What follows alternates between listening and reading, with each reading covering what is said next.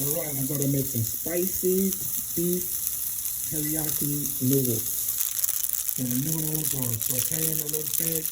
Now I'm gonna add some beef. All I did is get some ribeye, thinly sliced, and put some of my secret ingredients in there.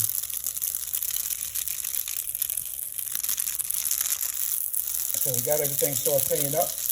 Then I got my spicy teriyaki sauce, homemade, pineapple, ginger, soy sauce, orange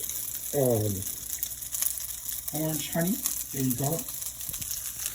Wow, look at this. Look how good this looks. Like I said, spicy beef noodles, stir fry, homemade sauce. Okay, so here we got it. We got the beef noodles, spicy teriyaki, and you know I gotta try it out.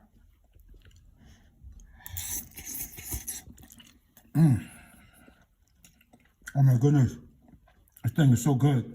Make sure you follow me, Tony The Foodie. Subscribe. Let me know what you want me to cook next.